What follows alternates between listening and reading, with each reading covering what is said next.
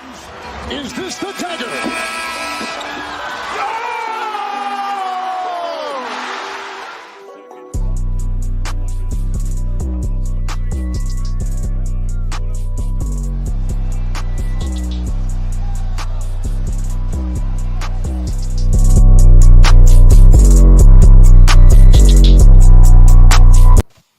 Welcome back to another On the Ball show here live on the TWSN YouTube channel. I'm your host, Will Loughlin. Of course, I'm joined with the full cast. We got a permanent sub for our guy, Christian. He had his last show. And we're joined by Christian, one of Christian's good buddies, Jacob Aframian. How you doing, Jacob? I'm doing great, Will. Thank you for having me. You mentioned Christian. I owe him a debt of gratitude because he did a great job on the show, and he's obviously a close friend of mine, and I'm glad that I got to be the one that got to fill his shoes, so to speak. So, can't wait to get started. We're replacing a Knicks fan with another Knicks fan. Jacob's a Knicks fan, so I mean, we're not really getting any new. There'll be a change. There'll be a change. I promise. Oh, okay. All right. Maybe a different kind of Knicks fan. Definitely a different kind of Knicks fan. I can promise. Interesting. All right, new dynamic. That we love that. But of course, we got all the other guys. Thomas, how you doing, man? Doing great, man. Can't wait to talk about the Summer League. We're getting some debate action today, which I'm very, very excited about. A lot of debate action, yeah. Nader, is this still early in the morning for you? Yeah, it's 3:02. I'm going to be, not necessarily thankful, but this is my end of the run in Jordan. I'm going to be back in Chicago next week at regular 7 p.m. Central Time for On the Ball, but it was fun. It was a historic run here at 3 a.m., but yeah, I'm excited to get back to Chicago, and I can't wait for the show today. Yeah. And of course, Justin, fellow Wizards fan. Justin, what's new, man? This past week's been great with the Summer League. Obviously, the Wizards, they've had trouble with COVID protocols, but it's been great. And we do have a heated debate today, and I'll probably be on the wrong side of that, but we'll save that for later. We'll see what happens. Before we get started, guys, make sure for all of you guys who's listening, give us a like. It just takes 1 second. It's very easy. Makes a huge difference to us. Helps us gain some traction in the YouTube Live algorithm. And of course, subscribe to our YouTube channel. We're trying to get 1,000 subscribers. But let's get into the show. Definitely news-wise, a lot slower. Not as much NBA news to be expected. Summer League, usually free agency's wrapped. Obviously, the rookies are playing. But that's what we're going to talk about. We're going to start off with the Summer League. It's been in full swing. We've had some entertaining action across with the second-year players, with the rookies. But Thomas, I'm going to start with you. You're a main NBA draft guy here on the show and at TWSN in general. What has been the biggest thing that you've learned so far in watching the Summer League? So this is something that I've kind of wanted to come into Summer League, really learning, all right, which players are going to best succeed in this environment? What are the types of players that really, really do well in Summer League, and how is that kind of going to translate to the NBA? Because in the grand scheme of things, Summer League means really nothing. But I do think it's important in the case of I know a lot of people say oh, Summer League doesn't matter at all. It doesn't translate at all. And in some situations, they're right. But I think the first thing I learned is that shot making really does. I really don't think shot making and special shooting performances are going to translate. But I think certain tendencies and how players approach the game definitely do translate. And in terms of to me, defensively, I think that's probably something that translates to the league. I think you can tell if someone's a good defender, then they're probably going to be a good defender in the NBA, especially if they have the athletic tools for that kind of stuff. There's a bunch of different examples of it, but I think that's one thing I took away from this. The second would be that, and this is kind of along the lines of what I was talking about trying to learn which players best succeed in this environment. And this was something I noticed. So two players in particular, stood out for this, Evan Mobley and Franz Fagner. Those were two guys I had in my top 5 last year.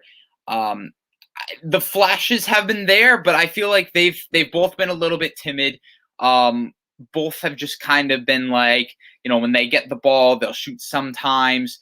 They do the little things. They show some flashes, but they're not dominating touches. They're not demanding ball. They're not getting ISOs. They're not getting high pick and rolls, that kind of stuff. But it's the players like Jalen Suggs, Jonathan Kuminga, Jalen Green. Those are the guys really taking advantage of the Summer League. And to me, that just goes to show, like, the more assertive you are in Summer League, the better you're going to do. Guys like Franz and Mobley, they're more like, all right, we're going to make the best basketball play. Like, we're not going to dominate the ball. We're not going to take a ton of shots, but we're going to make the best basketball play. I think Cade is kind of a mix of both in that sense. I think he's assertive, but I also think he tries to make the right basketball play. That's why he's been good, but not as great, and hasn't put up as gaudy performances as some of the others. But I think, like, that's the big thing for me. Like, looking at some of these guys, like, big-time scorers are going to dominate this because it's basically a scrimmage environment, right? And the guys that are most aggressive and most assertive in terms of being scorers and in terms of being ball handlers are going to be the best. So that's kind of what I've learned. So I don't, like, take Summer League super seriously, finally knowing that, because, like, guys like Franz and Mobley, like, this isn't going to change my opinion about any of them because this isn't the environment for them. And I think, like, those guys' values increase as their teams get better, because those guys to me are like ceiling raisers because of their defense and their ability to read the floor, potentially shoot down the line, all that kind of stuff.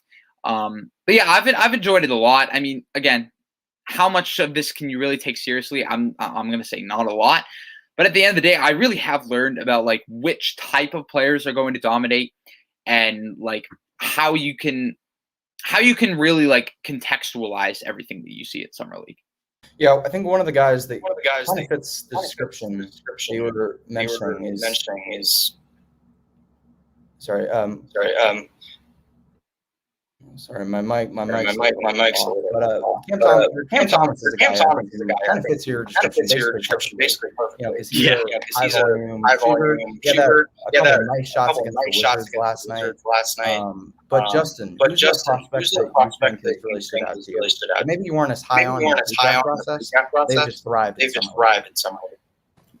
Actually, it's the prospect that you just mentioned, Cam Thomas. He's definitely one of the better guys that have impressed me, and he really impressed me against the Wizards because he was asserting himself in the entire game against us, and throughout the entire Summer League, he's been asserting himself, Cam Thomas. And before the draft and the draft process, I was pretty high on Cam Thomas relative to consensus because although he does have some flaws and although he is a pretty one-sided player on offense, he's still an amazing creator, and he really just gives me vibes of a microwave type guy in the league for a long time.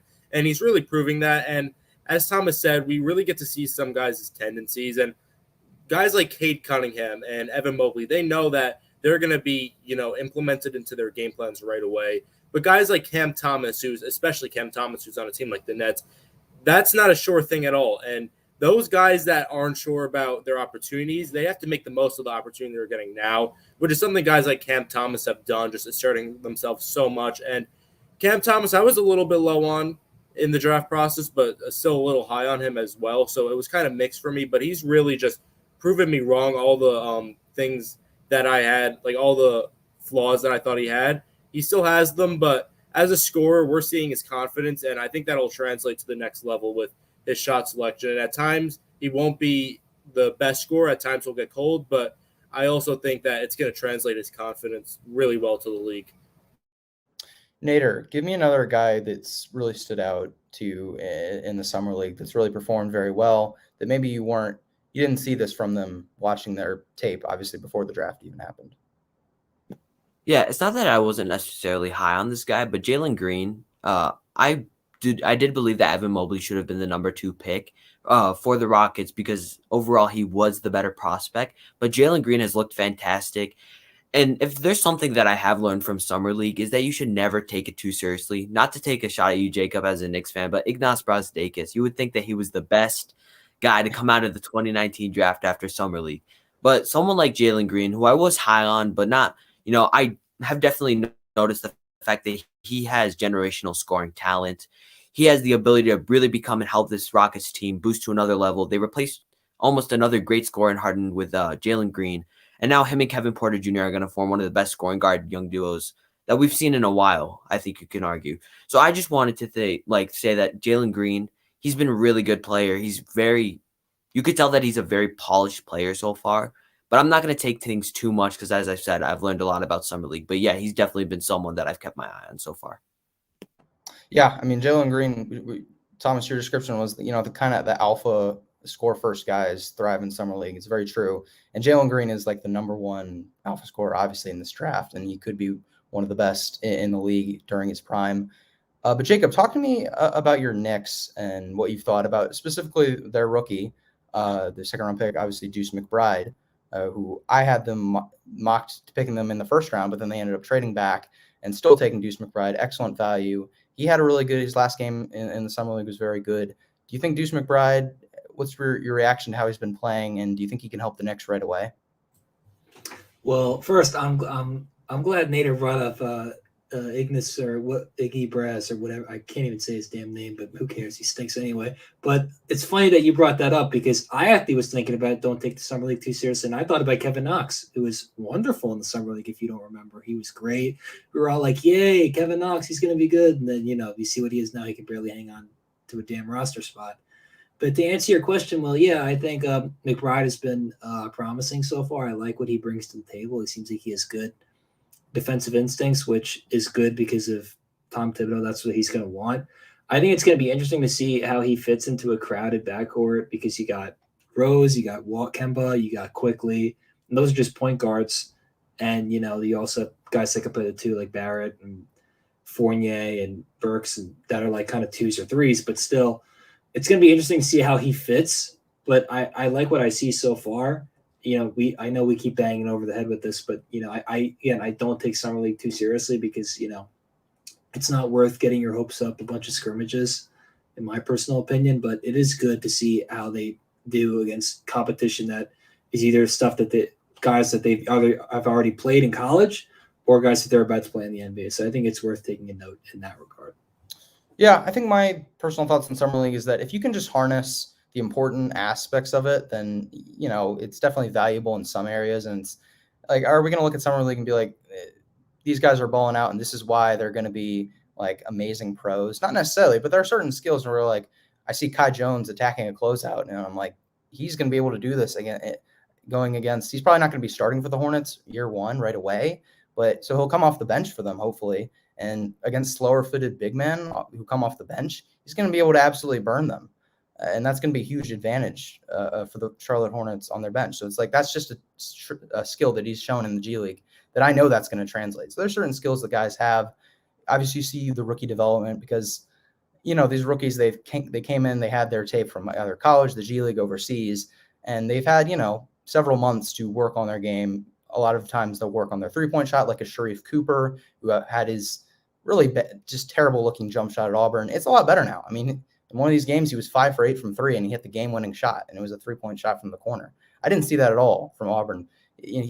At Auburn, he had this jump shot where he kind of just swayed back in his release, and it was just awkward. He doesn't do that anymore, so that's steadily improving. So that's just, something in the rookie development. You also have guys who are undrafted free agents who are competing for roster spots. So that's obviously hugely important. Second-year guys, it can kind of boost second-year guys' confidence. A guy like Patrick Williams, who's just been dominating. And frankly, those guys, they should because they're going against rookies. And Patrick Williams didn't even have a summer league his rookie year. So second-year guys, they can gain some confidence. It's just fun for the fans to actually have basketball, especially in a dead period. So it definitely has its value. And as long as you don't overreact to some of what you're seeing, then it's certainly a good experience for the players, fans all around. I think summer league's been intriguing enough, especially with the, Cade Cunningham versus Jalen Green and certain matchups. I've definitely been pretty high profile. But guys, we're going to move on to kind of more, finishing up the free agency threads. Obviously, free agency is mostly over with. There's still a couple players that still haven't signed, but for the most part, free agency is done. So we want to highlight a few of the notable stuff that's happened. Dennis Schroder is now a Boston Celtic. Obviously, his value just took a nosedive. He had the option of re-signing with the Lakers. I believe right before the postseason, he was offered a contract for over $80 million, and he declined, and now he's only has $7 million from the Celtics. So that's obviously a rough situation. Thomas, I want to start with you. Why do you think Dennis Schroder's value has tanked this much? Well, I think part of it is because I think like you have a point guard of Schroder's size, like 6'1", not an amazing athlete or anything like that. I think the biggest thing has been a shooting regression. And this is something that if you looked at it with the season with the Oklahoma City Thunder, where he was with Chris Paul and Shai Gilgeous-Alexander, they had one of the best clutch lineups in the league. he was a really, really good shooter. Like I want to say 38, 39% on high volume. But he is really, really regressed as a shooter. I mean, it was kind of weird because he's never really been a prolific shooter, but he had one good season with Oklahoma City. And I think that was part of the appeal for bringing him to the Lakers is that, all right, this guy is going to be able to be a good spot-up threat off the ball. He's going to be able to knock down open threes, and that just really hasn't been the case at all. So my thing with Schroder is that, like, what I think he brings to Boston is, like, all right, if he's not, like, a great shooter, I don't think that's going to matter. I think Boston has a ton of good shooters, especially in that starting lineup. But I think the big thing he's going to bring to Boston is some actual rim pressure because Boston, like, just does not get to the rim at all. And like Tatum and Brown, like, they'll get there at times, but, like, he's not. Dennis Schroder is, like, one of the best downhill guards in the league. He actually ranked in the 100th percentile in terms of pick and roll ball handler efficiency. And just in terms of, like, getting downhill, being an advantage creator, that kind of stuff. He's gonna be great at that. He doesn't need to be a star. He's already next to two of them. He's a good enough point of attack defender to survive. So I think, like, the biggest reason why Schroder isn't as valuable as a commodity as he once was. Well, first things first, I think he values himself. I mean, I think we've seen that from when he declined the 4-year, $84 million contract. And I'm not here to crap on him or anything like that, but I think it's just being overconfident in yourself, and then it just backfires. I mean, we saw it a couple years ago with Nerlens Noel declined a 4-year, $70 million contract and hasn't been able to make anywhere near that kind of money since, even though he just signed a new contract with the New York Knicks. So it's just that kind of stuff. I still think Schroeder's a good player. I think he's a good fit in Boston for all the previous reasons that I mentioned. I think he's going to be a solid point guard for them. I don't know if he's going to start. I don't know how much they value, or I don't know if they're in love with the idea of having Marcus Smart initiate offense, but I still think he's going to be a good player for them, whether he's on the bench or he's starting. I think he provides things that they really, really need, and I think he's going to have a good year for them. Justin, I want to ask you a similar thing to what Thomas was talking about. Is what role do you think Dennis Schroder can play for the Celtics? And also, he signed a 1-year deal. So after this season, would you expect him to, if he has a really productive season and proves himself on the Celtics, do you think he can kind of get back to that status? Because just a year ago on the Thunder, he was a 6th Man of the Year candidate. I thought he should have won the award. And now you talk about this year, has less than $10 million coming into his pocket for 1 year. It's pretty obviously a sharp downturn. Do you think he's still capable of showing what he showed with the Thunder on the Celtics? And do you think he's still going to be able to recoup some of that money after this season? I'm not fully sure if he's capable to do what he did in OKC again. And sure, he definitely can. But there are some questions about him doing that again, because as Thomas said, his shooting regression, that's obviously a big question mark. Is he going to get back to a near 40% shooter on high volume? That remains to be seen. And really, in Boston, I also like his defense a lot. I like his rim pressure, but his defense is something that I think is going under the radar, because last year Schroder was on the best defensive team he was on in his entire career under Frank Vogel, and he's going to a team in Boston that has a lot of defensive personnel right now. They have Tatum, Jalen Brown, who is a little bit overrated as a defender, but he's still a great on-ball defender. Al Horford, they have guys like Romeo Langford, who's still developing. They got Chris Dunn and Josh Richardson as well, a guy that if you put him in a defensive system as well, he's proven to succeed. Although he has had a few bad years in the past, like 2 years, he's proven that if he's in a good defensive system, he could be a great defender. Now you add Schroder to that, and I think his defense is going to be really valued for Boston, even if he doesn't get back to what he was in OKC and even near a $120 million contract. His defense is going to be valued, and I still like his playmaking a lot. I still think his passing is going to be pretty valuable to the team, finding cutters in the pick and roll. I think that's going to be really valued as well. It's just, is he going to get back to what he was in OKC when he almost won 6th Man of the Year and probably should have won it? It's really hard to say because, again, that shooting decline, it's hard to see that coming back considering that was his one only great shooting year his entire career. And I think as a whole, he could get back to around maybe like $60 million next year for a couple of years. I could see that. I can see him finding himself a Spencer Dinwiddie type deal. I don't think that's out of the realm of possibility because he doesn't have to really go back to OKC to get that type of money, because in the league now, with the money just rising the way it is for players getting so much money, your starting point guard's probably making around $18 million a year. So I think he could easily get around that next year as long as he's healthy and bounces back a little bit. And hopefully he could get back to that because, again, he was overconfident, and that's not a bad thing. It just backfired, as Thomas said. But hopefully he can get back to that. And it's hard to say if he will, but hopefully he does. Let's move on to a free agent who's, I would say, probably the most notable, or really the most, I guess, big name free agent who hasn't really, if we really want to call it, Lauri Markkanen. It's not that big of a name, but he is a relatively notable player on, obviously, Nader, your Chicago Bulls. Do you think Lauri Markkanen, what seems to be the plan? Because it's just everything seems to stalled. Looks like a sign-in trade was going to happen, but again, there's been days where nothing has really materialized. So do you think Lauri Markkanen will be in a Bulls uniform? Do you think Nader, do you think there's like a role for Lauri Markkanen with the Bulls, and especially bringing in all the pieces that they brought in the offseason? Yeah, I mean, at first I was a big fan of Lauri. I really liked his game and what he had to bring to Chicago, but honestly, there's no role for him here. He's moved on from the team. He said things as if he was a big name free agent, which I'm not trying to disrespect Lauri Markkanen. Markkanen had some good moments with the Bulls, but he's almost saying it in a way how the Bulls have treated him terribly when he hasn't necessarily played great for us. I believe that Arturas Karstanovas and Mark Eversley will be able to get a sign and trade done. Teams like New Orleans, teams like the Mavericks are very interested in Markkanen, and apparently we're trying to seek a first-round pick, and no teams have necessarily been opposed to it. I would love to be able to get a first-round pick back, especially with the Vucevic trade and DeMar DeRozan trade giving up first-round picks. So just being able to get one back would be fantastic. And to answer your question precisely, there is no role for him.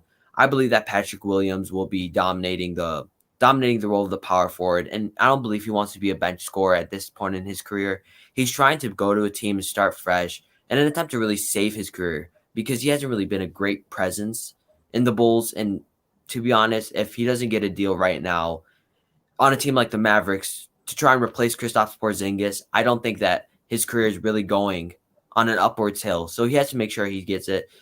I personally want him gone. I don't think that he has a future with the Bulls. No offense. Like, as I said, no offense, Lauri Markkanen, if you're watching this. Like, I'm sorry, dude, but you just don't have a place on the Bulls anymore. You've said comments that aren't necessarily nice either. Like, I think it's just a mutual parting, like the parting of the sea. Like, Yeah. he goes this way, we go that way, we're done. And Nader, I want him gone. Nader, just make sure you don't tag Lauri Markkanen with this like video clip or anything, and then we should be fine. I already On Twitter, just so he doesn't see this. But yeah, I mean, no, the Lauri Markkanen situation, it's gotten just declined. I mean, he's kind of declined. His value on their team has declined. I'm not going to say he's gotten too much worse as a player from his rookie, because I mean, statistically he gets better. But I think his value to their overall franchise has certainly gone down, and it goes down even more the fact that you drafted Patrick Williams, who plays definitely a different kind of player, but kind of plays the same position as him. But they're vastly different players, and now you're adding in all these free agency pieces. It just looks like a mutual parting is the best thing. But for the last free agency kind of thread, Jacob, I want to talk about Isaiah Thomas with you, because Isaiah Thomas, he just, a few days ago dropped 81 points in a pro-am game, which, I mean, look, 81, I'm sure his competition wasn't like anything special, any NBA players, but 81 points is 81 points. I mean, 81 points in a high school game is impressive. College, I think any level of basketball, 81 points is extremely impressive. So do you think Isaiah Thomas deserves a spot on a roster in the NBA? I mean, I think he does. I mean, I think that there are worse players in the NBA than Isaiah Thomas right now. And again, it's like the whole thing about like them bringing him along, or just by them, I mean any NBA team. It's like a whole like story, and it's like they act like it's like they're bringing a guy who has like character issues or like locker room problems. As far as I know, he doesn't have any of those kinds of problems. And to me, it's real simple. If you're an NBA team, if you want to bring him on, you sign him for a veteran minimum deal. If he's good, you keep him. And if he stinks, you cut him. I mean, it's very simple stuff. I mean, obviously I kind of felt bad for him, seeing that video of his emotional reaction about not being not being on an NBA team anymore. And, obviously it stinks, it's not good to see that. But again, sometimes that's just how the cards fall. And I think that his injuries have kind of hampered his game. I just don't think that he's, obviously the fact that he's 5'9" doesn't help him as far as, playing against so many big players. But I do, in all honesty, I do think that he can still play in the NBA. I mean, I think he can be a contributor off the bench, as like a mentor in a sense of with young players, just a guy that you want to have around the locker room. So yeah, if I was an NBA team, I'd be willing to give a flyer to Isaiah Thomas, and again, if it doesn't work out, just get rid of him. Yeah, to me, it's pretty simple with Isaiah Thomas. If guys like, and I understand Udonis Haslem, it's just this weird thing with Miami that Miami just wants to keep bringing him back. But if guys like Udonis Haslem, with all due respect, Udonis Haslem was really good. Was pretty good for the Miami Heat back in the Heat old days with LeBron. He was a solid player for them. But now he's basically just a coach on the bench. But he's still technically a player, but he's basically like an assistant coach on that team. So if he's occupying a roster spot, if guys like Jared Dudley are occupying roster spots in NBA rosters, then yeah, Isaiah Thomas definitely deserves a roster spot because he's just as good as those guys. He's better than those guys. I mean, he just dropped 81 points. I think he'd be able to give you some decent scoring off the bench. He might just be a rotational player that you play as like your backup point guard and scoring guard in the regular season. And he probably wouldn't even get postseason minutes on like a really serious contender. But he's still worth, if we're talking just worth a roster spot, like the 12th, 13th man on a roster, then yeah, because he's better than quite a few guys who are occupying that spot right now. Thomas, you want to add something? Well, look, I'll kind of cut straight to the chase. I don't really think Isaiah Thomas is worth a roster spot. Like, I get where you're coming from with like, all right, Jared Dudley and Udonis Haslem, but those guys have legitimate roles. Like Haslem is basically a coach at this point. Like, I mean, you could argue like, if he is it's worth a roster spot as a coach, surely Isaiah Thomas is worth a roster spot as a player. Like bringing up the Jared Dudley example, I don't think Isaiah Thomas really knows his role. And I think it's like the Carmelo Anthony syndrome in the case that like Carmelo still thinks he's in his prime. Carmelo Anthony still thinks it's 2011 and he's on the New York Knicks and he gets to take fadeaway, fall away mid-range jumpers from the elbow. And he's just not that kind of player anymore. And it's really, really hurt the Portland Trailblazers. And I think the NBA kind of views Isaiah Thomas in the same light. And people forget Isaiah Thomas played in the NBA this past year. He played 3 games, shot 33% from the field, 25% from 3 on 4 attempts per game. Keep in mind, he's also he's the worst defender in the NBA.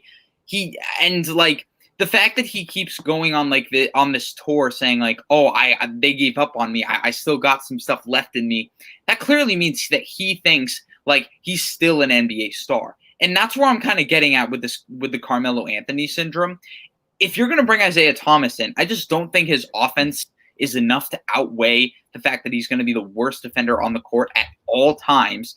Not to mention, like, Jared Dudley knows his role. Like, he's going to sit in the corner. He's going to hit threes. He's going to hustle on defense. I'm going to take that over what Isaiah Thomas is going to bring because Isaiah Thomas is going to dominate touches. He's going to want the ball. He hasn't really been efficient in several years. He's clearly lost a step in terms of his quickness, which is one of the biggest reasons why he evolved into an MVP candidate in Boston. So I really don't see like what the point for Isaiah Thomas is. Like there's so many good backup guards in this league. Like there's so many good shot creators, like Grant Riller, for example, just throwing out a guy here. Probably an unknown to some people watching this. That's a guy who for the Charlotte was drafted, I want to say like 59 for the Charlotte Hornets last year. An electric shot creator, quick first step, good shot maker from all over the floor. I'd rather take a shot on Grant Riller than a guy like Isaiah Thomas because Grant Riller is still young. It's his second year. He's a really good shot creator, has a really quick first step, brings all the stuff Isaiah Thomas does, but can also play a role, can be an off-ball shooter. Will have to try defensively if he wants to hold on to a roster spot.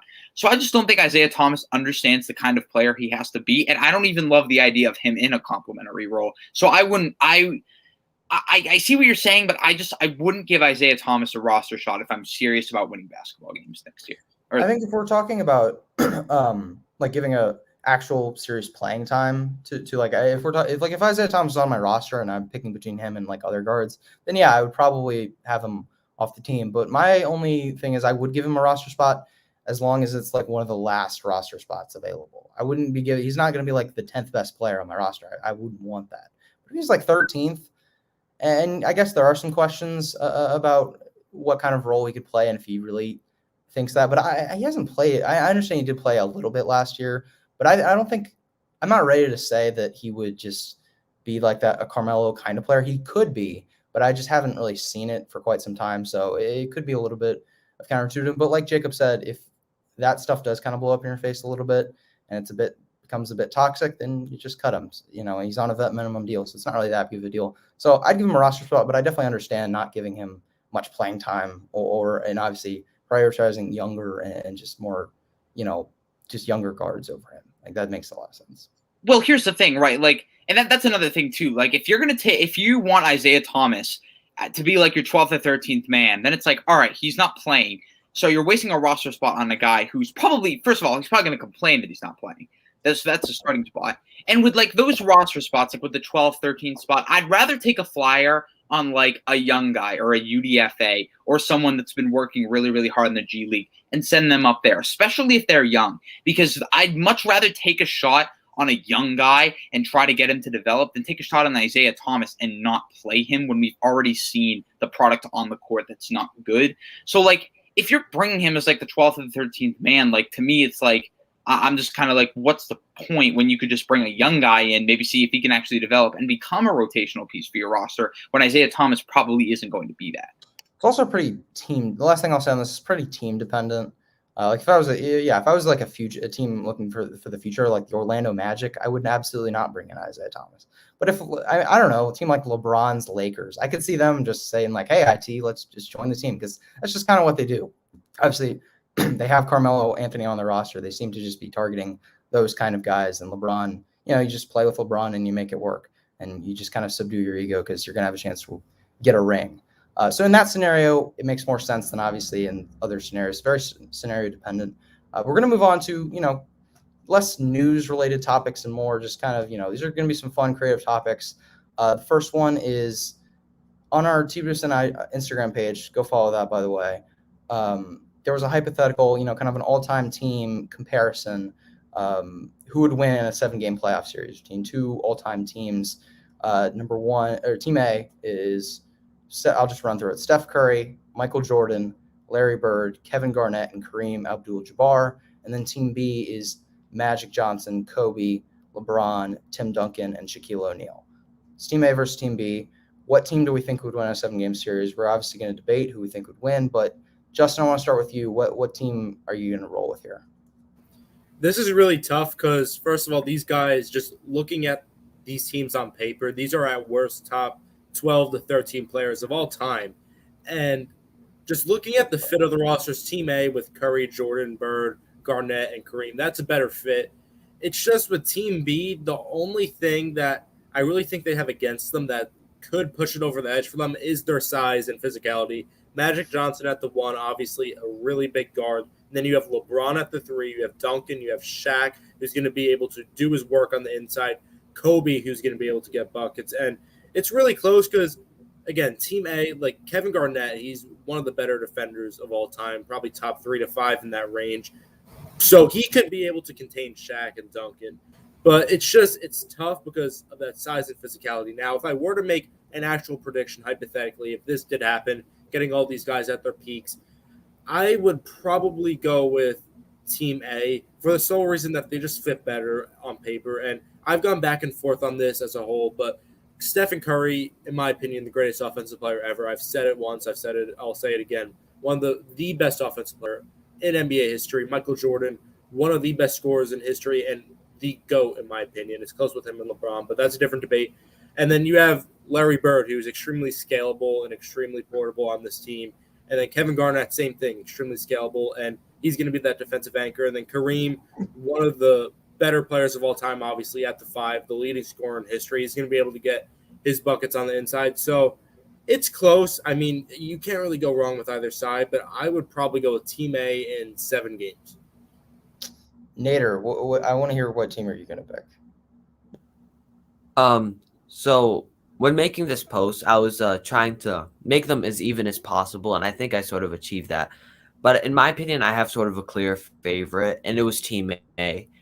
For me, Team A, although they're losing, in my opinion, at a 3-2 scale when it comes to all-time rankings, because although I believe Curry will be the best point guard of all time when it's all said and done, Magic is technically higher for now. Michael Jordan is better than Kobe. LeBron is better than Larry Bird. I'll have Tim Duncan as the best power forward of all time, but Kevin Garnett is not far by any means. And then I have Kareem Abdul-Jabbar as the best center of all time. And when you really look at it, that the inside on the perimeter, you have Stephen Curry, one of the best playmakers of all time. His gravity on the court is absolutely unmatched. And when people are saying that somehow Magic Johnson has the defensive ability to somehow neutralize Curry, it doesn't really make sense. Magic Johnson, he didn't get put into the Hall of Fame just because he was a good defender. It was his offensive game that really got him to be where he is today.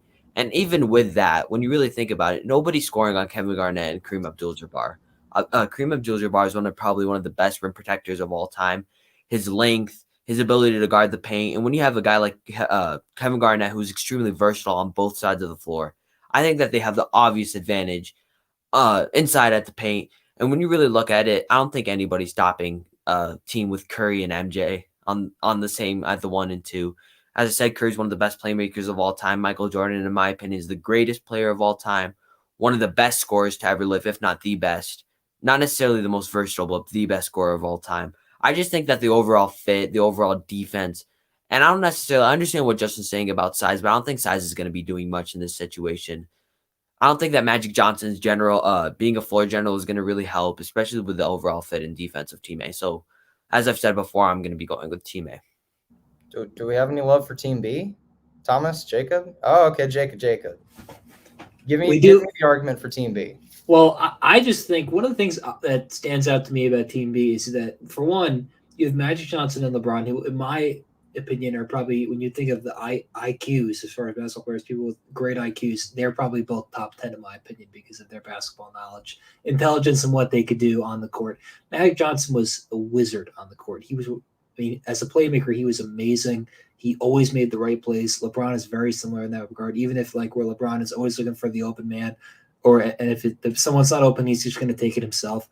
I think that Team B would almost have more cohesion in general because you would have Shaq and Kobe together, and they were brothers on the court because of how in sync they were.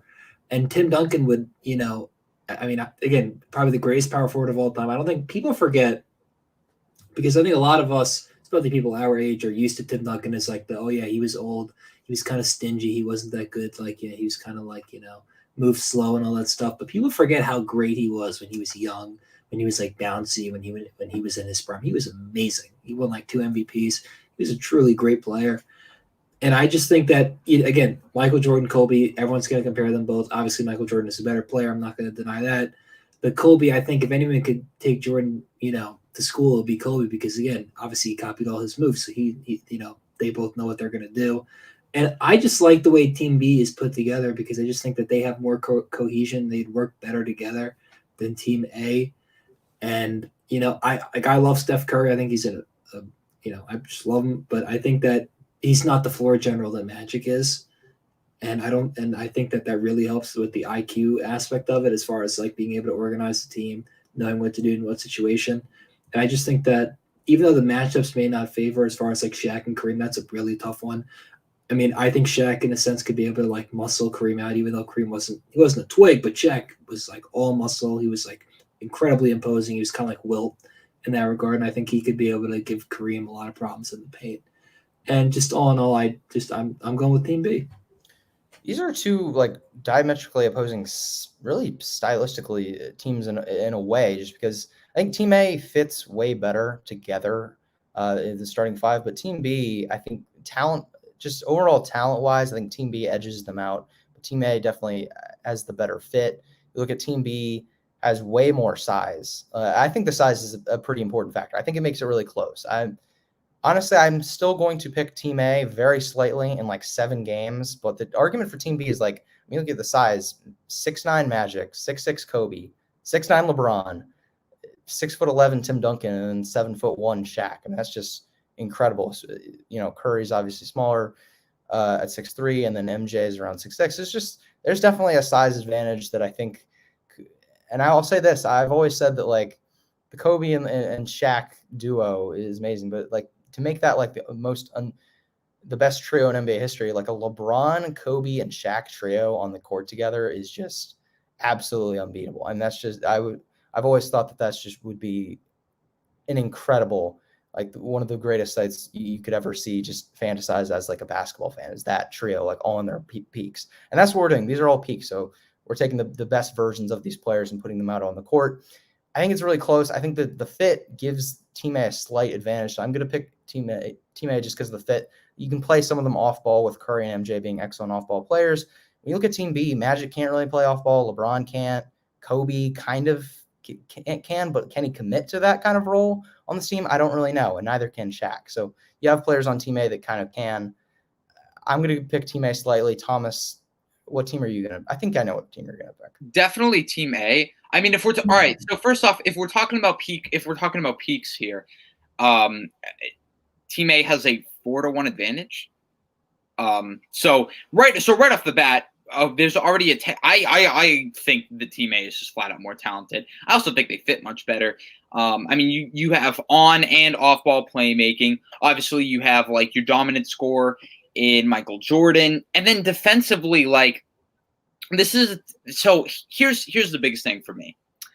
When you look at Team B, there isn't a lot of great shooters. Like LeBron is a good shooter. Kobe was a good shooter, great shot maker, obviously. But this is a team that's going to provide a ton of rim pressure. Like you've got a ton of athletes, a ton of guys who wanted to get into the lane, a ton of guys who made a living finishing at the rim and that kind of stuff. And the interior defense for Team A is just going to shut that down completely. Kevin Garnett and Kareem Abdul-Jabbar are both top 10 defenders of all time. And Kevin Garnett is probably top 5 of all time. And Kevin Garnett can switch. He's going to be able to guard pick and roll. He's going to be able to do whatever. I'm not a fan at all of Tim Duncan and Shaq in the same front court. Like, I just don't know, like, if you're using one in a post-up scenario, like, what's the other doing? Like, do you want Tim Duncan floating around the three-point line? Like, that doesn't really make a ton of sense to me. I think, like, LeBron or Magic, who's going to be the primary like ball handler? Do you want LeBron in an off-ball role? Like, I just have so many questions about how Team B actually all works. And even if you want to argue that they're more talented, I don't even think that's the case. But even if you want to make that argument, how does that talent all work? I just don't really know. I get like the argument of like Jacob was saying earlier, like basketball IQ. Like LeBron and Magic are both really smart, and I don't necessarily question that they'll be able to figure it out, but to what extent can they figure it out? Like, are they going to figure it out to be able to beat this team, let's say hypothetically in a 7-game series? My answer is no, because I think just Team A to me is more talented and they just fit much better, and they have the roster construction to stop this, like what Team B is going to be going for on the offensive end of the floor. So I'm taking Team A here. Yeah, they definitely both sides have certain matchup advantages. They're really going to be able to dominate the other. That's why I think it would be a really tight 7-game series. I mean, we are talking. I believe Justin or which one of us said that we're talking about like the top 13 players. Like all these guys are like clear top. Yeah, Justin, you said these guys are all like clear top 15 players of all time. Almost all of them are top 10 players of all time, especially at their peaks. Clear top 10 players. So I mean, this would be an insane matchup. I would roll with Team A just because of the fit, but it would be really close. So let's move on to some player debates. We're not obviously we just talked about all the time, but now we're going to talk about more current players. I'm going to basically give out just 2 players, and I'm going to ask one of you guys to choose between them. You guys are going to make the argument, and then just whichever one of you guys disagree, you guys can obviously go at it and explain why you disagree. The first one, Giannis and Anthony Davis. This is the one that we've been kind of hyping up with each other. We're gonna start. I'm gonna start with Justin. I'm gonna start with Justin because Justin has said that he has one of these guys and he doesn't even think it's that close, apparently. So Justin, just take it away. All right, yeah, I don't think it's close particularly. I have Giannis by a pretty large margin. And before I talk about why, I don't want to make this sound like I'm an AD hater or I think AD's overrated. But looking at AD last year, he had one of the best postseasons of all time, really, on both ends of the court, especially defensively, and his scoring arsenal was on full display. And as a playmaker this year, even though he was in and out of lineups, which I'll get to later, his playmaking did get better as a lob threat. He's always been that off ball. He's always been that as a screen setter. And his passing did improve a little bit this year. But the reason why I say it's not close is because, first of all, Anthony Davis's inability to stay in lineups is just really head-scratching and concerning for me because, first of all, guys like Giannis, when you're comparing him, when you're stacking the depth against a guy like Giannis and AD, it's tough to have a guy that throughout his entire career, although there were moments in seasons where there weren't any big injuries. It was just some day-to-days a lot. That's still him missing games. And this year was his worst year yet for injuries. And it really showed when he was playing on the court. Obviously, I'm not going to say it's his fault for getting injured, but at the same time, it's like comparing it to a guy with the durability, comparing it to a guy like Giannis with that type of durability, it's just tough. And what I will say about Giannis is I think the durability part is a little bit like that's not my only argument, because if we were comparing AD to a guy like, I don't know, Damian Lillard, like durability wouldn't play a factor because AD all around is just completely better. And attribute wise, I do think this is a close matchup, but Giannis this year, obviously the postseason advantage. Giannis this year, he had one of the best postseasons ever, but AD has done that longer. He's one of the better playoff performers ever, excluding this year. But looking at this year's postseason for Giannis, he did have his missteps before. But what I really noticed from this postseason is that Giannis, like when he's used correctly, when he's used more in an off-ball role, not at the top of the key constantly and just trying to create for himself as a scorer, when he's used in the right role as an off-ball guy, as a guy who you could get him down low whenever you need to, and he's also improved his post-game as well, that's really when he's going to succeed and dominate. And I personally think Giannis is a top 2 player in basketball. Maybe you could have a guy like KD over him. That's close. Depending on how you value LeBron and Kawhi after their injuries this year, that's fine too. But after that, I don't think he could be much lower than those guys. And as a whole, I just think attribute-wise, yes, they're close. But Giannis's playoff missteps in the past in 2020 and 2019, I don't think that's fully on him. I think that was just on how Budenholzer was really using him throughout those whole postseasons. And then when he used him from pretty much Game 6 and on from the Brooklyn Nets series, Giannis just dominated the rest of the postseason and just had one of the better playoff postseasons of all time from that point on. So I do take his playoff missteps with a grain of salt. And yes, I will admit, attribute-wise, it is very close. But I'm just going to have to roll with Giannis on this one. I know Thomas disagrees. I want to hear Thomas, because I feel like Thomas is fully on team AD. I could argue both sides because I think this is really, really close. We're talking, of course, fully healthy, because I think right now, Anthony Davis just came off a season where he definitely struggled, even when he kind of was healthy. Not a big sample size for when he was healthy. He even kind of struggled then. His 2021 wasn't really good. But if we're talking like 2020 bubble Anthony Davis versus this past version of Giannis, it's super close. But Thomas, give me the argument for AD. So here's the thing. It's not even that I disagree. I actually do think Giannis is better than Anthony Davis. But I just how do I want to say this? Am I going to say, yeah, I hate the argument of availability so much because I don't think it's something you can control. I'm not going to fault Anthony Davis for not being able to stay on the court because injuries are not something he can control at the end of the day.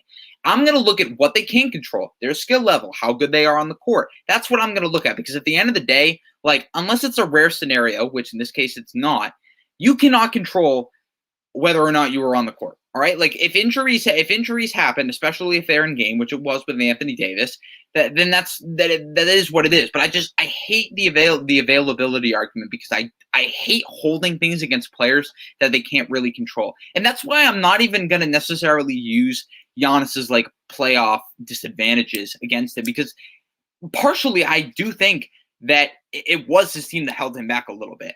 I do think that teams game plan for him very, very well in the postseason, but I also think his teammates just didn't knock down shots. Like if you go, I don't have it actually pulled up, but if you go look at like the total team's 3-point percentage, in each of their series against, the Bucks and the Raptors, they're awful because no one on the team could hit a shot.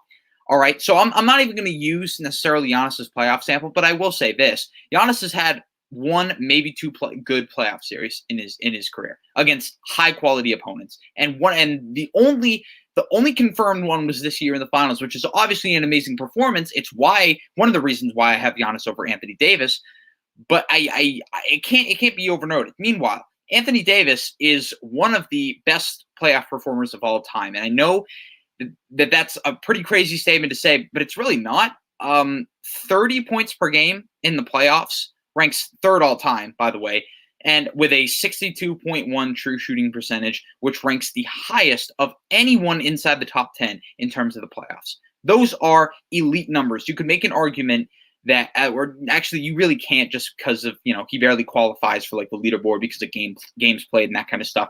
But when he is in the playoffs, he is arguably the best playoff scorer in NBA history. And that's really crazy to say. And not only that, he's another thing with Anthony Davis, he's much more scalable than Giannis. With Giannis, you have to build a specific team around him. You have to get shooters around him.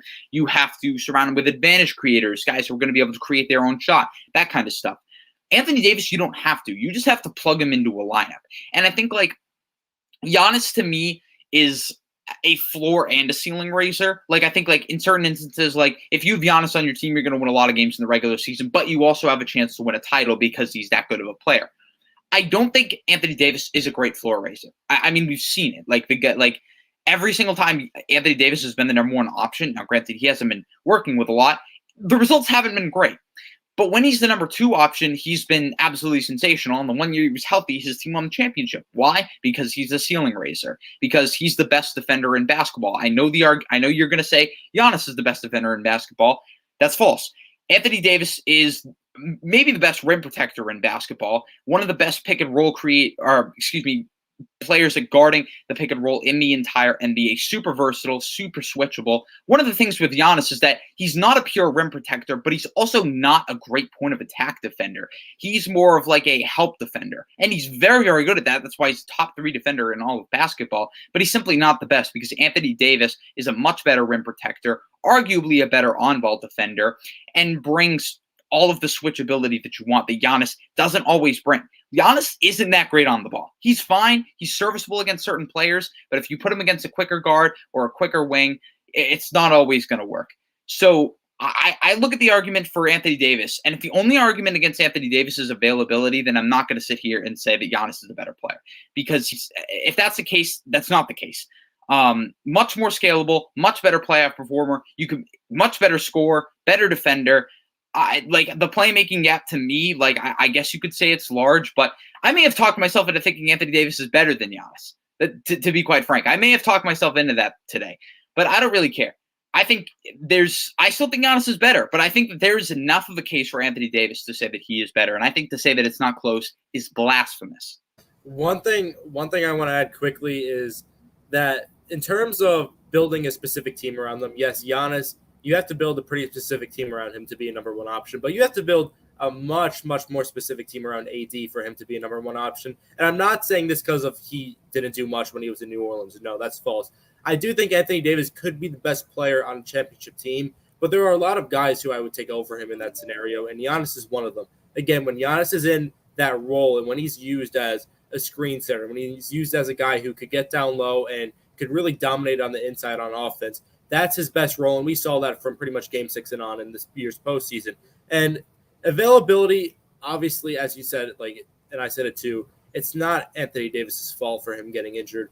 But for his entire career, we can't dismiss the fact that really for every single season of his career, there are some nagging injuries along with it. The only real year that didn't really happen was 2020 when he had his best run. And I'm not sure that he could sustain what he did in 2020 with all these injuries. And I think it does have to be taken into account to an extent because Giannis is extremely durable in his own right.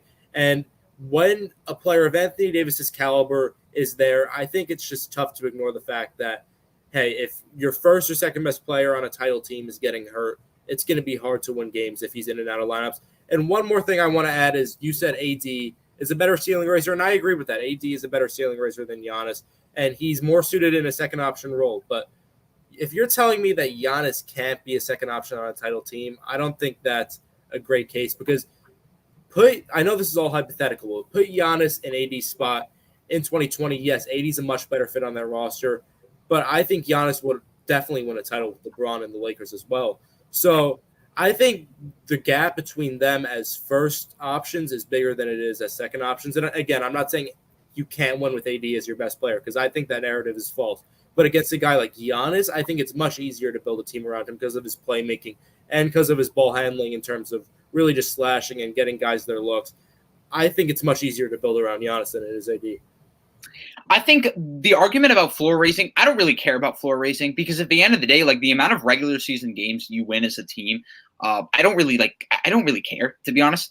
I care about how well are you going to sustain a playoff series. Like, and to me, you said it yourself, Anthony Davis is a better ceiling raiser than Giannis. That's all I really care about, because if Anthony Davis is helping you reach a title more than Giannis is helping you reach a title, then I think that just says enough of the argument. Another thing I want to bring up, and this is something where Giannis really lacks, and that's off-ball. Anthony Davis might be the best off-ball big of all time. And there's a couple of reasons for that. First off, he is – I think Ben Taylor detailed this in a video, but he's the best lob threat of all time. Like, in terms of, like – and this is, like, really nerdy stuff, so I'm going to sound like a little nerdy here. But, like, in terms of, like, his catch radius, like, he's obviously an unbelievable athlete. Like, his ability to just go up and like just that, like – vertical spacing as a lob threat just makes him such a lethal off the ball threat. He's able to come off of actions, hit fadeaway jumpers. He's able to, when LeBron is attacking the basket, he's able to cut, and LeBron will be able to find him around the rim. He's one of the best off-ball bigs of all time, and I really don't think that can be understated. So I think, like, I get what you're saying about the floor raising thing. But for their types of players, like, I just don't value that a ton. Like, I'm looking at who would I rather have to win a championship, and you said it yourself. That came right out of your mouth. Anthony Davis is a better ceiling raiser than Giannis. That came out of your mouth, and that's all I really care about. So there we go. So I guess the answer is just criterias are a little different. Which, I mean, to be honest, criteria can be subjective when it comes to player debates and such like that. Yeah, I mean, you guys made really compelling cases. My only disagreement with really anything you guys said, because, again, a lot of the criteria stuff and what you value in players is pretty subjective. And that's, at the end of the day, that's kind of can be the difference maker. Because I think we all have pretty similar opinions on what they bring in terms of their skill sets. My only disagreement is AD being like a substantially better playoff performer than Giannis. Because, I mean, Anthony Davis, we look at the defenses that Anthony Davis had to play. I mean, in the bubble, he went against the Nuggets and Jokic. Okay, I mean, he should have dominated in that one. He went against the Houston Rockets. 6'5" PJ Tucker was his main matchup there. And then the first round, he went against the Trailblazers. And then when he was on the Pelicans, he had dominated against the Blazers as well. So, I mean, none of those are really that good of defenses. He faced the Heat, obviously, in the finals, and Bam was injured. So it's like and I'm not even disagreeing that Anthony Davis isn't a great playoff performer, because he absolutely is. I'm just saying, like, greatest of all time when he's going against, like, pretty easy, relatively easy differences, easier defenses. I mean, these aren't, like, great defenses that he's had to go against, and he's dominated them, as he should have. I don't know if that's enough to merit him being greatest of all time. And Giannis, I think, he's definitely had his struggles, but he's, to be clear, Giannis has dominated against some pretty easy defenses as well, like the Orlando Magic and Detroit Pistons and even the Boston Celtics. Easy defenses, and he's feasted. And when he's faced the Toronto Raptors, he's had his struggles. But he also went against the Phoenix Suns, who had a top 5 defense and a really versatile playoff defense. And he absolutely he had the best playoff series of his career by far in the NBA Finals. So I think it's close enough to where I'm definitely picking Giannis right now. But again, fully healthy skill set wise, it's really, really neck and neck. But I would take Giannis now. My only disagreement with, I guess, Thomas, the point that you made is that their difference in their playoff, like, yeah, Anthony Davis is dominated, but all these defenses that I just listed, these aren't like tough matchups for Anthony Davis. You're right. And for what it's worth, like, I don't actually think, like, he's the greatest playoff scorer ever. That was just a hyperbole. But, like, I do think the numbers are there. And, like, come playoff time, like, in certain situations, like, in some cases, yes, but in some cases, no. Like, defenses do get better in the playoffs just because the stakes are higher. Like, to be honest, some NBA players just don't really care at all about defense in the regular season. But come playoff time, like, guys who are maybe like, I'll give you an example. Trae Young. I didn't think Trae Young was bad in the playoffs this postseason. I think you could say he was below average, but I don't think he was bad. I think in the regular season, he's awful. But come playoff time, he has to realize, like, all right, I got to care a little bit on defense if we're serious about winning a title. And he was good off ball. He was making rotations. He was at least trying on the ball. Like, he at least cared. And I think, like, if you're a real competitor in the NBA, which I think a lot of everyone is pretty much, you're going to try more on defense. And so I think, especially with them, because I think a lot of teams are going to be geared to stop Anthony Davis as a scorer, that I think, like, the defense argument, it does make sense. But in some cases, like, I do think the defenses are going to elevate and get better. So I think, like, the bad defense argument can be contextualized a little bit. Yeah, I mean, I'm not necessarily going to say all these defenses are bad. It's just that when you look at the one-on-one matchups, it's not like it's not elite enough to the point where I'm like, okay, Anthony Davis is going against like this amazing defensive competition, and he's absolutely dominated. And it's not something that I'm holding because you can only play who's in front of you at the end of the day. Like, it's not like he has a choice over whether Jusuf Nurkic is an amazing defender or not. No, Jusuf Nurkic is just what he is, and he has to go against that. But it's just not like something that I would necessarily give him all the credit in the world for. But Nader and Jacob, we want to get you guys, Giannis or Anthony Davis, fully healthy. Which one would you guys take? So first of all, Justin, my guy, my fellow on the ball co-host, my fellow NBA analyst, I actually do think it's very close, in fact. So it's as simple as this. Anthony Davis has more to bring to the table when he's healthy, in my opinion, than Giannis does. He's a more versatile defender. He's a more versatile offensive player. And it's just as simple as that. Yes, you can go into your little stats about how Giannis does in the pick and roll, but I'm looking at it and I'm looking at it from an overall point of view. When on offense, you have the ability to shoot, you have the ability to space the floor, you have the ability to use it in the pick and roll. He's one of the best off-ball offensive bigs. He has a lob threat. It's just some stuff that Giannis can't do with his game yet. AD can do. And when you look at defense, you can make the argument that one's better than the other. But when you really think about it, AD, he can shut down a guard. He can shut down a center. He can shut down a power forward. He can shut down anyone you put in front of him. And I don't know if I'm ready to say that Giannis has that ability to guard 1 through 5, at least to the same extent that Anthony Davis has. So I, in fact, do think it's close, and I, in fact, do lead for Team AD a bit. Although Giannis, I'm going to give him this. He did have an historic defensive peak, one of the best of all time. He's a good playmaker. He's a lead in the pick and roll. But at the same time, I do believe that a healthy AD does have more to bring to the table than Giannis does. Jacob, give me your quick pick. Yeah, this is tough. I've heard a lot of convincing and compelling arguments from everybody here.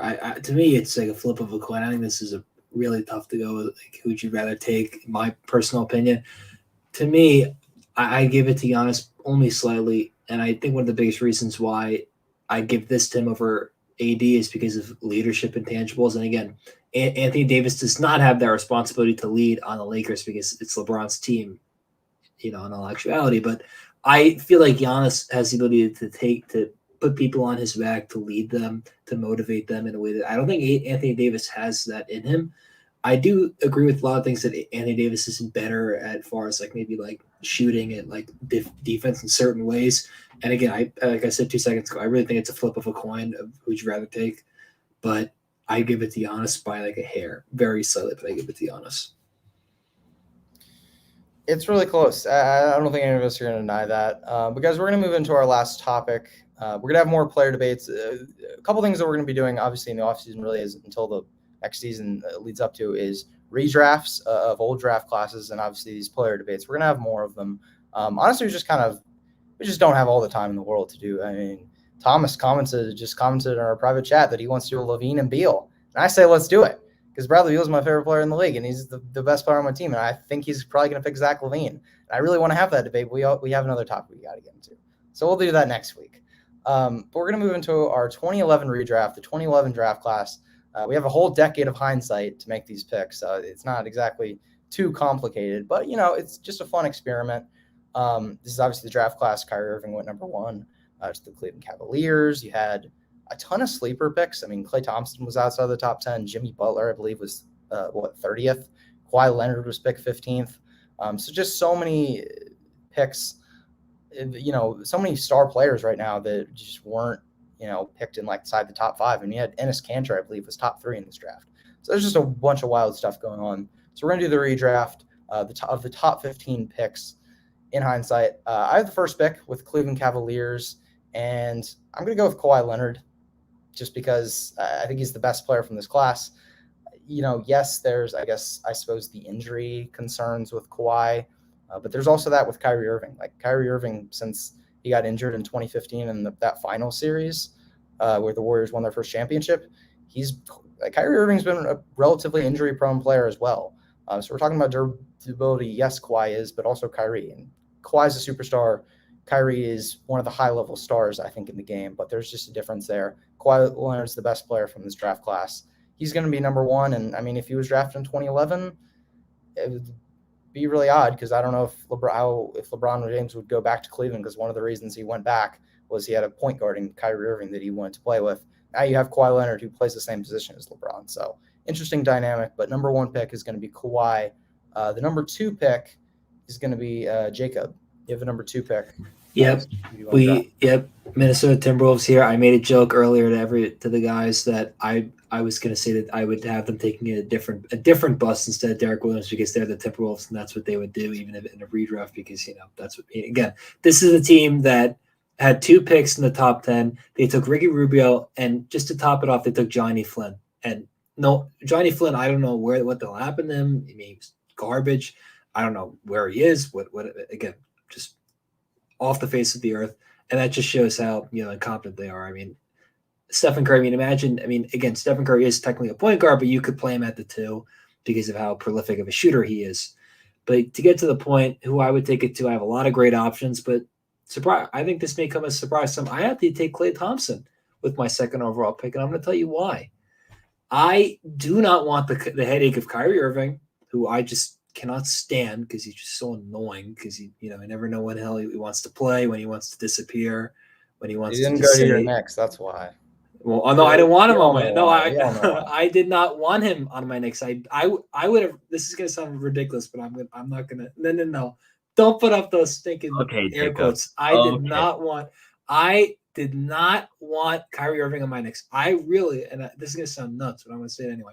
I would have rather had no KD. I would have rather had if it was the only deal was KD and Kyrie, or none of them. I'd take none of them, because that's how much I can't stand Kyrie Irving. That's how much I just loathe Kyrie Irving. This is why Knicks fans are in poverty. Oh, no. Don't bring up that Knicks fan crap. We're never winning the ring again. Do not. All right, you know what? Klay Thompson with the Timberwolves. All right. But wait, just a little more. And Jimmy Butler is also a huge headache, because all he wants to do is make everyone on his teams hate him, except the Heat, I guess, because he's just not too angry yet. And I actually think that Klay Thompson. One reason I take Klay Thompson is because he's not a headache. I think Klay Thompson is one of the most underrated defenders in NBA history. I don't think he gets enough credit for his defense with how good he is as a defender. He's an amazing 3-point shooter. He's a great shooter in general, and I think he's underrated as a guy that can get to the rim. And if we're going to take this as the Timberwolves, remember, they already have Ricky Rubio at this point, and why would not pair him with a great guy that can play in the backcourt with him? I think him and Kyrie Irving would not make a whole lot of sense, and I think him and Klay Thompson would be a pretty good backcourt together, and obviously you still have Kevin Love. So I think that's a relatively interesting team in 2011, but we'll see what would have happened.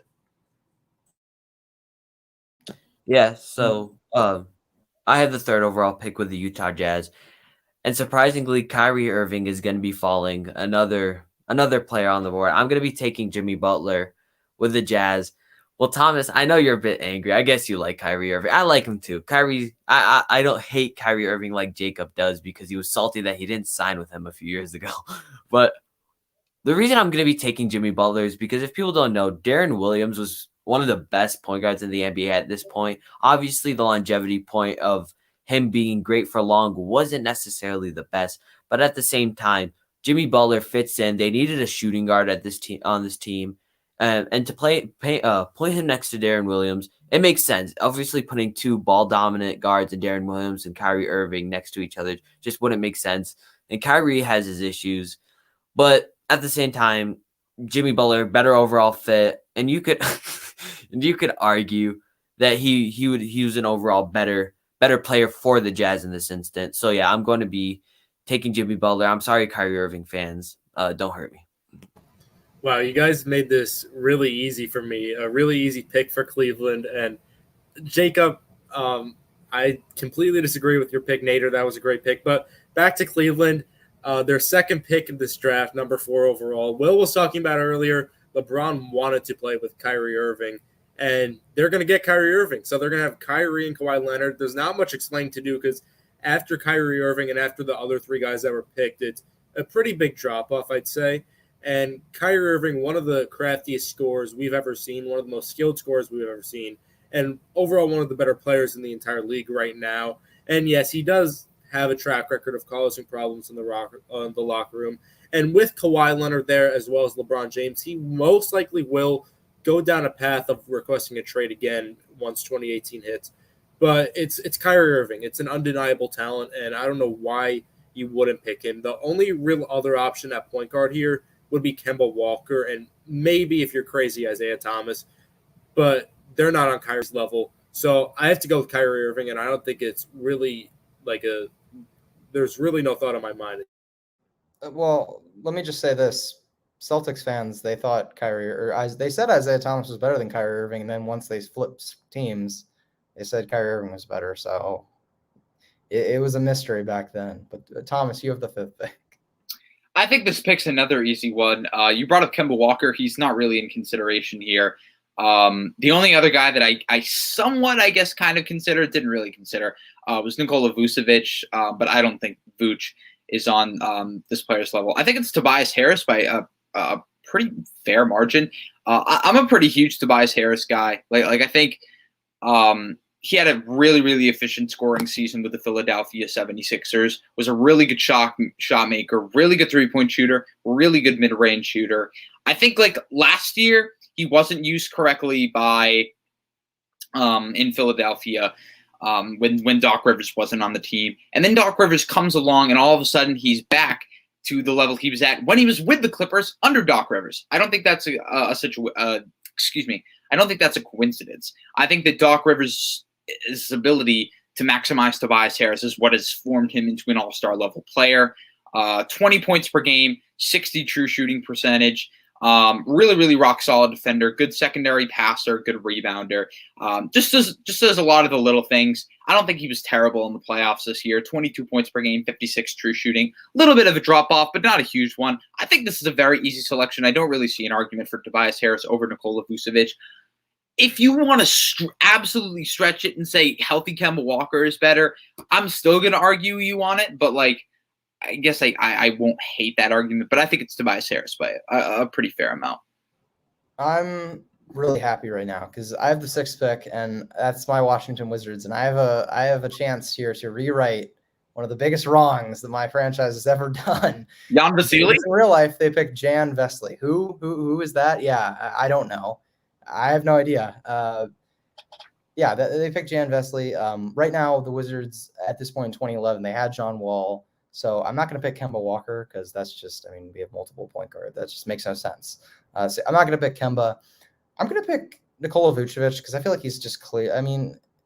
I think he's probably the best player. I guess Kemba's better. We're talking about Kemba Walker, when he was in Charlotte, I guess he was better. But like Vucevic, he's a center, so he fits better. They already have John Wall on the roster, so it doesn't make sense to draft another point guard. So I'm going to go with Nikola Vucevic. And John Wall is obviously right now not very good anymore. But if we're talking about, again, recontextualizing this back into 2011, when he was entering his prime, he had that ability to make a lot of those big men that he played with, the Nenes, the Martian Gortats, he made those guys better. So I think pairing him with a guy in Nikola Vucevic who eventually long-term becomes an all-star, I think it makes a lot of sense. I think it's a good fit. He's the best talent. In hindsight, he's the best talent available that fits with this Wizards team, and he's a miles better value pick than Jan Vesely was for us. So Nikola Vucevic to the Wizards, at least that gives us something better than a guy who's not even on the roster and hasn't been for 8 years. The number 7 pick, Jacob, you have the number 7 pick. Yeah, I do. Sacramento Kings, an organization, great fan base. Unfortunately, they haven't done a lot of winning lately, which is unfortunate. And we still have a lot of decent players in this draft. They took Bismack Biyombo, who is a poor man's Ben Wallace, to be frank, in my opinion. And I would put all caps on the poor man's part of that because he's not Ben Wallace by any stretch of the imagination. Unless he played like he did his entire career, that one series when he was with the Raptors where he just, turned into like a madman. Jacob, he's the homeless man's Ben Wallace. Oh, he's the homeless man. He's the welfare. He's the welfare Ben Wallace. He's the welfare. He sounds like the welfare check Ben Wallace, if you ask me. But and then he had that great series and where they played the Cavs and he stole about $70 million from the Orlando Magic, but that's neither here nor there. But obviously, this is an interesting pick. I'm pretty sure he's still on the board. I'm going to take Jimmy Butler. And again, I did just say I don't like Jimmy Butler that much. And yes, you're such Someone a picked hypocrite. Jimmy Butler. Oh, Someone picked Jimmy Butler? All right. My apologies. Okay. Is Kemba Walker still on the board? Yeah, he is. You can pick I him. know it sounds like I'm on Jeopardy or whatever. I will take Kemba Walker for yeah, I'm gonna take Kemba Walker. I honestly, forgive me, I don't remember who the Kings had at point guard back then. It was probably someone not very good. And I would assume that Kemba Walker's an upgrade. And I'm a little biased because Kemba Walker's now in the Knicks now. He's from New York, he's from the Bronx. He should have went to the Knicks when he had the chance the first time instead of Boston. He learned his lesson, obviously. Now he's back home. And we're very happy to have him. And I think Kemba Walker would light it up in Sacramento. The capital of California. A lot of people probably don't know that, but yeah, he'd light up in the capital of the state. And yeah, Kemba Walker, I love him. I adore him. I think that even at that young age, he still had that fire burning inside him. He's a great player. I think he's going to have a pretty good year at the Knicks. And I think he's going to prove a lot of people wrong. And I just think in this instance, I think he'd be a great pick at 7 for Sacramento. Nader, you have 8th pick, right, Pistons? Yeah. First of all, sorry for the background noise. That's a mosque in the background for anyone that's wondering. Yeah. So I'm going to be taking a very infamous pick. I don't care. You can sue me. You can come at me. I don't care anymore. I'm going to be taking Reggie Jackson to go to the Detroit Pistons a bit earlier than usual. Wow. Listen, they needed a point guard, and Reggie Jackson isn't a terrible point guard. He's shown that he has the ability to be a solid two-way player. He did it with the Clippers this series, and who knows, maybe he doesn't develop the way he did. Maybe he goes straight to his prime after not going to Thomas's poverty franchise right away. So yeah, I mean, I'm going to be having them choose Reggie Jackson. They needed a point guard. They had a center. They have some forwards. And in all honesty, they just needed someone to go there, run the offense, bring two-way. And at this point, you never know. Maybe Reggie Jackson becomes a decent two-way player right away. And I'm sorry, but that's all I can really do. Unless you want me to take Isaiah Thomas, I'm not going to do that. So, yeah, Reggie Jackson to the Pistons at what I believe is 13. I'm sorry. Not sorry. All right, he didn't pick Isaiah Thomas, so that really leaves me in a good spot. It makes my life easy as well, because right now on the clock is the Charlotte Bobcats at the time. And going into this next year, 2011-2012, this is the year where they were 7-59, the worst record in NBA history. Their best player was Gerald Henderson, so they need the best player available. And yes, Isaiah Thomas, his career was hampered by injuries, and it really didn't turn out great because of that. But, I mean, they don't have Kemba Walker at this point because Kemba's off the board. This is the pick they got him with. So why not take another point guard who's going to be able to score the ball, who's going to be able to play make a little bit. Although his longevity isn't what Kemba's was, it's still going to be a point guard that you could slot in there. It's still going to be the best player available for their peaks. And I think Isaiah Thomas for the Bobcats at this point is really a no-brainer for what they need because they just need the best player. And Isaiah Thomas, his peak was far ahead of anyone left in this draft class. So I would pretty easily go Isaiah Thomas, and there's not much explanation needed behind that. But if we're going peaks, peak Reggie Jackson is not a bad pick. I just wanted to make that clear. Peak Reggie Jackson is not a bad pick. I'm going to say that right now. Peak Reggie Jackson is this past playoff run. So That's I guess Reggie Jackson. That's a pretty solid point guard right there. I wouldn't say it's better than Isaiah Thomas at his peak in 2016. I didn't know we were going by peaks, but, you know, he can have Isaiah Thomas for 1 year. Hey, before we go, it's not just about peaks. It's just because it's the Bobcats. They're 7-59. They need anything on that roster. I could go be a point guard, to be honest. So, yeah, you could choose me too, Justin. Well, I believe I am up 10th with the Milwaukee Bucks. And I've heard a lot of this talk about fit, about like, oh, he fits there. They don't have a point guard. If you're drafting in the top 10 and you are worried about fit, you should be fired. Okay? There's a reason you're in the top 10. It's because you didn't have a good season. Your team's not that good. If you're drafting in the top 10 to draft for fit, I don't know what to tell you, but you're not going to win a lot of basketball games. You have to draft the best player available at all times. Unless you have, like, I don't know. I'll use the Kings for an example. Unless you have, like, De'Aaron Fox and Tyrese Halliburton, you probably shouldn't take a 6-foot junior point guard who shot 64% from the free throw line with the 9th overall pick. I'm not here to discuss. Thomas, I have a question. Would you say that? Because I draft. Well, I mean, I didn't really. I just drafted so that we don't have two ball dominant point guards in John Wall and Kemba. No, I drafted Vucevic. That was partly fit, but I mean, it wasn't. It was just to avoid having two of the same player. No, because the Cavaliers thought that they already had Kyrie Irving, and you know who they passed on in I forget what year it was. They took Dion Waiters over Damian Lillard because they already had Kyrie Irving, because they were afraid, Damian Lillard, Kyrie Irving, it's not going to work. Oh, well, Damian Lillard is now better than Kyrie, and it probably would have worked, but even if it didn't work, you can trade one of them, get better assets, and now you're building around Damian Lillard, who's probably still on your roster by now, considering he hasn't left Portland. So, yeah, don't draft for fit. That's just one of many examples why you shouldn't draft for fit. But anyways, I'm going to take I don't think this guy's been brought up yet. Bojan Bogdanovic from the Utah Jazz. I think he actually peaked better than Reggie Jackson, if I'm being quite frank. I mean, 2 years ago, he averaged 20 points per game, shot 44% from three, I want to say. He's a really, really great shooter, a really solid all-around scorer, can hold his own defensively. This is a really good pick for the Milwaukee Bucks. You're simply going best pick available here, and I think that this guy is I don't want to say by far, but I think he's probably the best pick for them here. I believe in real life their pick was Jimmer Fredette, and they passed on Klay Thompson. So a lot better. That's a big time improvement.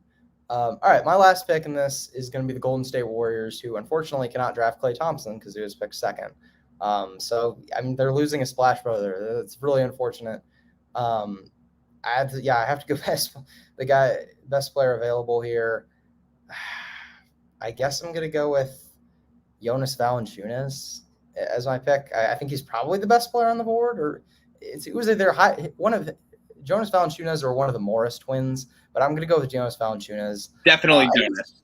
Yeah. Jonas Valanciunas right now, I think he's one of the most underrated big men in the league. I think he's definitely not like a top 10 big man, but excellent screen setter, a little bit of floor spacing ability.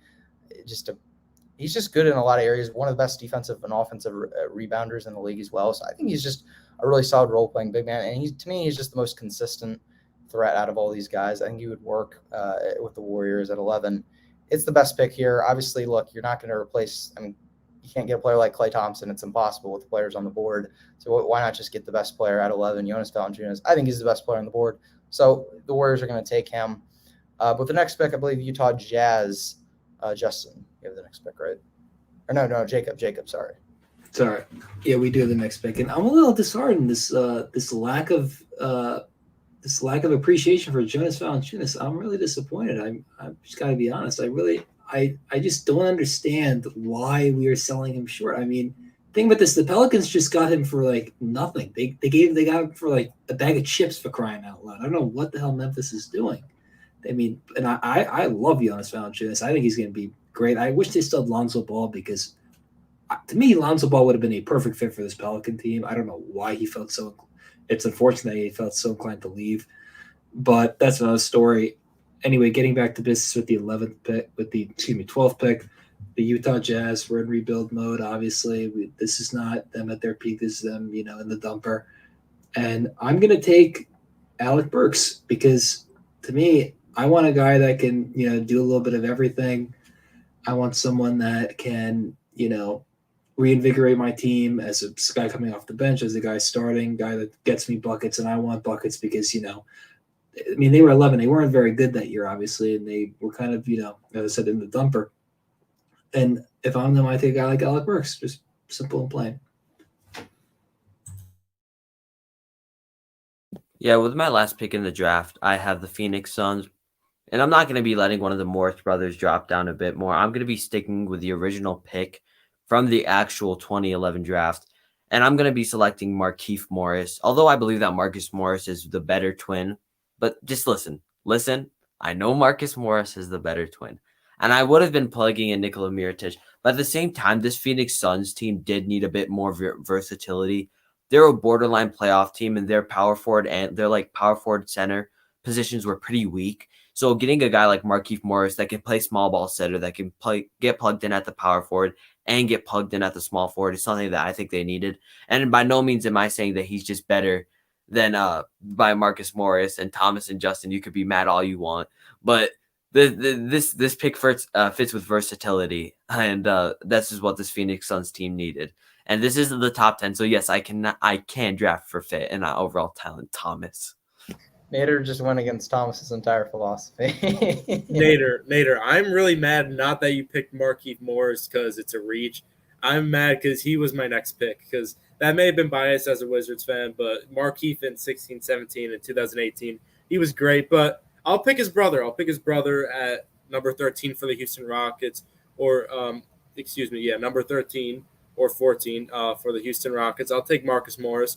And he's, ever since 16-17 with Markieff, to compare them, really, Marcus has been the better brother since then. So I do agree.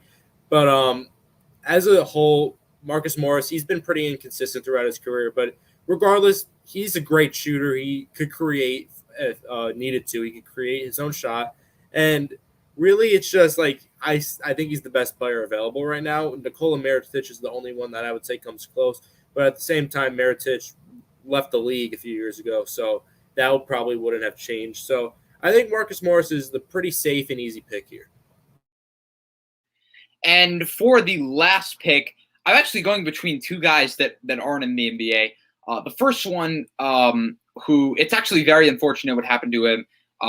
He actually had to leave because he was I believe he was in a car accident, had a traumatic brain injury, a disc herniation, and a torn labrum. We haven't seen him in the NBA since then, which is really unfortunate. He got a huge contract a couple years ago. He actually had a couple of really good years with the Houston Rockets, then got a huge contract, was never quite the same. Chandler Parsons, that may be a bit of a throwback name, but he had a couple of really good years for the Houston Rockets, and he really fell off once he got to that second contract, but I still think he would have been a solid pickup here. The other guy that I'm going to go with here is Nikola Miratich. We talked about him before. Again, kind of another throwback name. He hasn't played in the NBA since 2018-2019 season. Really, really great mobile shooter. Really solid overall scorer. Was efficient. He put up some decent scoring numbers in his final two seasons, 15.6 points per game and 5.2 points per game. Was a solid rebounder, just someone you could run off screens. Going to be able to hit shots on the move. Could put the ball on the floor a little bit. Fit with any offense. Held his own on defense, kind of similar like Bojan Bogdanovic, who I talked about earlier. I think one of those two guys, you can really go either way. I'd go Miratich because I think he was a much more consistent outside shooter, maybe a more well-rounded scorer as well. So I think they're both close. They're both out of the NBA, which is unfortunate. Obviously, it's very unfortunate for Chandler Parsons. I'm happy Nikola Miratich is having some success overseas. But I'll take Miratich here. I think the best player who clearly didn't get drafted was Davis Bertans. It should be clear and obvious, right, everyone? I mean, Davis Bertans is the best. How did he not get drafted top 15? I don't understand. But no, in all seriousness, guys, that's going to do it for On the Ball. What a show. So much fun. We're going to be doing more of these kind of, just more creative topics like this, the redrafts for other draft classes. Let us know which classes you guys obviously want to see. And then obviously we're going to do some more player debates. Levine versus Beal. I want to do it now, but we just don't have time. We can't do it. But that'll be one of our staple ones. I'm just going to go attack. I'm going to destroy Thomas. It's going to happen. I'm calling it right now. Thomas is going to get destroyed. Thomas looks really scared. Guys, thank you for tuning in for On the Ball. Make sure you obviously subscribe to our YouTube channel. Give us a like.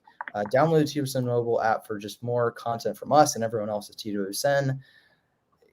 Hey, good job, Jacob. Jacob, this is your first show, man. How did you enjoy it? Did you enjoy it? Thank you. Yeah. No, I mean, you did great, and we're going to look forward to, just having more quality shows and quality stuff with Jacob, and he'll get more acclimated to this environment, and it'll be great. So thank you, everyone, for tuning in for On the Ball. We will see you guys next week. Have a good night, everyone.